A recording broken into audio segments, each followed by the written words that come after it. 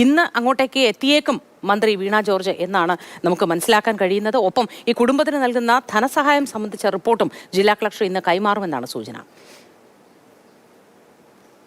അവർക്ക് വിദ്യാഭ്യാസമുണ്ട്, പഠിപ്പുണ്ട്, ആഡംബരമില്ല, അലങ്കാരമില്ല, ഭക്ഷണ സുഖമില്ല, കിടക്കാൻ വീടില്ല. ഞാൻ പഞ്ചായത്തിൽ 25,000 രൂപ തന്നിട്ട് ഞാൻ നടന്ന് രാജ്യം മുഴുവൻ തെണ്ടി കൊണ്ടുവന്നുണ്ടാക്കി കൊടുത്ത ഭവനമാണിത്.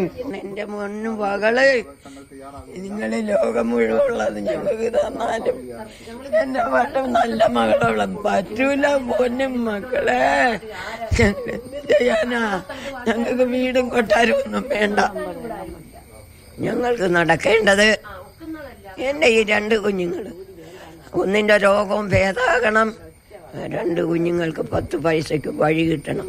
ഈ ആഗ്രഹമേ ഉള്ളൂ. ഞങ്ങൾക്ക് നിങ്ങളൊന്നും വായിക്കൊടുത്തരും. ബിന്ദുവിന്റെ വീട്ടിൽ നിന്നും സ്നേഹമോൾ നേനാൻ നമുക്കൊപ്പം വിവരങ്ങളുമായി ചേരുന്നു. സ്നേഹ, ഗുഡ് മോർണിംഗ്. ഇന്നലെ മന്ത്രി വി എൻ വാസവൻ മാത്രമാണ് എത്തിയത്. അതും വളരെ വൈകിയാണ്. നമ്മളൊക്കെയും ചോദിച്ചുകൊണ്ടേയിരുന്നു എവിടെയാണ് സർക്കാർ പ്രതിനിധികൾ, ആരും എത്തുന്നില്ലല്ലോ എന്ന്. ആരോഗ്യമന്ത്രി ഇന്ന് എത്തിയേക്കുമെന്നാണ് നമുക്ക് ലഭ്യമാകുന്ന വിവരം. ഒപ്പം കളക്ടറുടെ ആ റിപ്പോർട്ട് സംബന്ധിച്ചും എന്താണ് രണ്ടിന്റെയും വിശദ വിവരങ്ങൾ സ്നേഹ?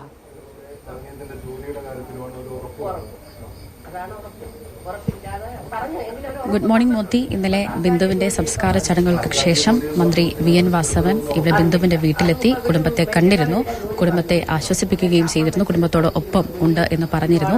അടിയന്തര ധനസഹായമായി മെഡിക്കൽ കോളേജിന്റെ HTS ഫണ്ടിൽ നിന്നും 1,00,000 രൂപയോളം മറ്റ് സംസ്കാര ചടങ്ങുകൾക്കുമൊക്കെയായി ഈ കുടുംബത്തിന് കൈമാറിയിരുന്നു. അതിനുശേഷം മന്ത്രി വീണ ജോർജ് ഇന്നലെ കുടുംബത്തെ വിളിച്ച് സംസാരിച്ചിരുന്നു. കുടുംബത്തോട് ഒപ്പമുണ്ടെന്നും ദുഃഖത്തിൽ പങ്കുചേരുമെന്നും ഇന്നോ നാളെയോ ഇവിടെ എത്താൻ സാധ്യതയുണ്ട് എന്നും അറിയിച്ചിരുന്നു. ഇപ്പോൾ നമ്മളോടൊപ്പം ബിന്ദുവിന്റെ ഭർത്താവ് വിശ്രുതന്റെ സഹോദരി ചേരുന്നുണ്ട്. ഈ കുടുംബത്തിന് വേണ്ടി ഒരുപാട് കഷ്ടപ്പെട്ട ആളാണ് ബിന്ദു. എത്ര പറഞ്ഞാലും ബിന്ദുവിന് പകരം ആരും ആവില്ല. ഇപ്പൊ നിങ്ങളുടെ ഒരു നിലവിലെ ആവശ്യം എന്ന് വെച്ച് കഴിഞ്ഞാൽ ഞങ്ങൾക്ക് എന്ന് വെച്ച് കഴിഞ്ഞാൽ എന്റെ ബിന്ദുവിന്റെ ഒരു മോനുണ്ട്. ആ മോന് ഒരു ജോലി കൊടുക്കണം. പിന്നെ എൻ്റെ കൊച്ചുങ്ങൾക്ക് പഠിക്കാനുള്ള വിദ്യാഭ്യാസ ലോണുകളെല്ലാം എടുത്തിട്ടുണ്ട്. അതെല്ലാം അവിടെ കിടക്കുക. അതും എല്ലാം ഇന്ന് ചെയ്യണം. പിന്നെ എൻ്റെ കുഞ്ഞിൻ്റെ അസുഖത്തിൻ്റെ അതും ഓപ്പറേഷൻ എല്ലാം കഴിഞ്ഞ് എല്ലാം അതിൻ്റെ വീണ്ടും കാര്യങ്ങളെല്ലാം ചെയ്യണം. നമുക്ക് ഇത്രയൊക്കെയുള്ളൂ പറയാനുള്ളത്.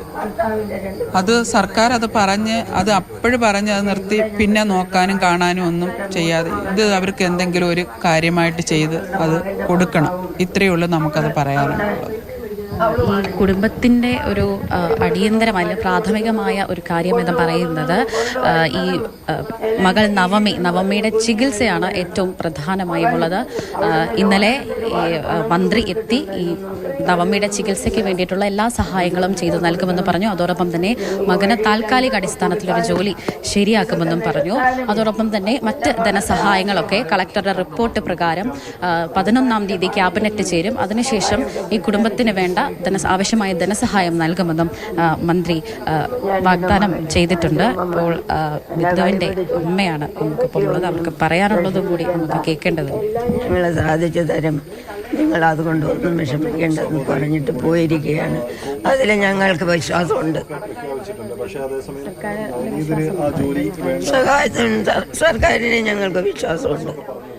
ആരെന്ത് പറഞ്ഞാലും ശരിയാ, സഹായങ്ങളൊക്കെ പ്രഖ്യാപിച്ചിട്ട് പോയിട്ടുണ്ട്. ഞങ്ങൾക്ക് ഉറച്ച വിശ്വാസമുണ്ട്. ഞങ്ങളെ അത് കിട്ടിയെങ്കിലേ ഞങ്ങളുടെ കാര്യങ്ങൾ നടക്കുള്ളൂ. എൻ്റെ കുഞ്ഞപ്പുറത്ത് മോകാത്സ്യപ്പെട്ട് എൻ്റെ നവനീത് കിടക്കുന്ന അവളുടെ മകൻ നവമി സുഖമില്ലാതെ കിടക്കുന്നു. ഇത് ഞങ്ങൾ എന്ത് ചെയ്യും ദൈവമെന്നോർത്ത് ഞങ്ങൾ കഷ്ടപ്പെടുകയാണ്. ഞങ്ങൾക്ക് ഗവൺമെന്റിൽ നിന്നുള്ള ആനുകൂല്യമോ സഹായമോ എൻ്റെ കുഞ്ഞിന് ജോലിയോ എൻ്റെ കുഞ്ഞിൻ്റെ ചികിത്സയോ ഒക്കെ കിട്ടണം.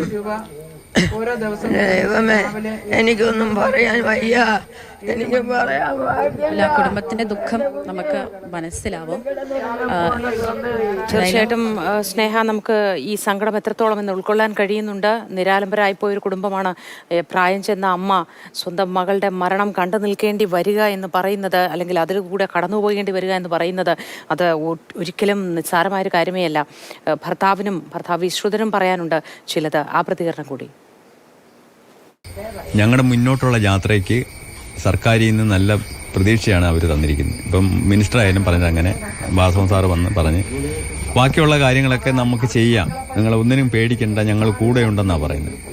ഈ അത്യാഹിതത്തിൽ അവരും പങ്കുചേരാം. അപ്പം മിനിസ്റ്റർ പറഞ്ഞല്ലോ, ആരോഗ്യ വീണ ജോർജ് സാറ് പറഞ്ഞിട്ടുണ്ട്, ഞങ്ങളുടെ ഈ ദുഃഖത്തിൽ പങ്കുചേരുന്ന സാർ എൻ്റെ അടുത്ത് പറഞ്ഞു ഇന്നലെ. ഞാൻ പോയിട്ട് ഉച്ചയ്ക്ക് സംസാരിച്ചായിരുന്നു. അപ്പോൾ കുഴപ്പമില്ല, കാര്യങ്ങൾ മുന്നോട്ട് പോകാം എന്ന് പറഞ്ഞു. അപ്പോൾ 2 ദിവസത്തിനകത്ത് ഇന്ന് എനിക്ക് വരാൻ പറ്റത്തില്ല, ഞാൻ 2 ദിവസത്തിനകത്ത് ഇവിടെ എന്തായാലും വരുമെന്നാണ്, വീട്ടിൽ വരുമെന്നാണ് പറഞ്ഞു. ഇന്ന് വരാമെന്ന് ഏറ്റ്.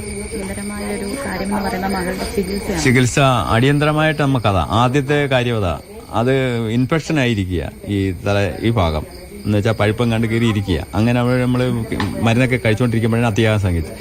അതിനി അത് മരുന്ന് ചെയ്തില്ലെങ്കിൽ അത് വലിയ വിഷമത്തിലാവും. അതുകൊണ്ട് അത്യാവശ്യമായിട്ട് ഈ ചടങ്ങുകൾക്ക് മുന്നേ ആശുപത്രിയിൽ അഡ്മിറ്റ് ചെയ്യണം. മകനൊരു ജോലി വേണമെന്ന് ഞങ്ങൾ പറഞ്ഞായിരുന്നു, വേറെ നമുക്ക് മാർഗ്ഗമില്ല. അന്നേരം പറഞ്ഞ് മെഡിക്കൽ കോളേജിൽ തരാം. അപ്പോൾ മെഡിക്കൽ കോളേജിൽ തരുന്ന ജോലിയെ താൽക്കാലികമായാലും പിന്നെ അത് സ്ഥിരമാക്കാം. പിന്നെ ബാക്കി നഷ്ടപരിഹാരം മന്ത്രിസഭാ യോഗം 15-ാം തീയതി അങ്ങോട്ട് കൂടും. കൂടിയതിന് ശേഷം അവരൊരു തീരുമാനത്തിരുത്തിയിട്ട് അത് പ്രഖ്യാപിക്കും. ഈ നിമിഷവും സർക്കാരിൽ വിശ്വാസം അർപ്പിക്കുകയാണ് ഈ കുടുംബം. ആ വിശ്വാസം സംരക്ഷിക്കേണ്ട ഉത്തരവാദിത്വം സർക്കാരിനുണ്ട്, അധികൃതർക്കുണ്ട്. വാക്കുകൾ വളരെ കൃത്യമായി തന്നെ പാലിക്കും എന്ന് നമുക്ക് ഈ ഘട്ടത്തിൽ കരുതാം. സ്നേഹമുള്ളതിനാണ് വിശദവിവരങ്ങൾ നൽകിയത്.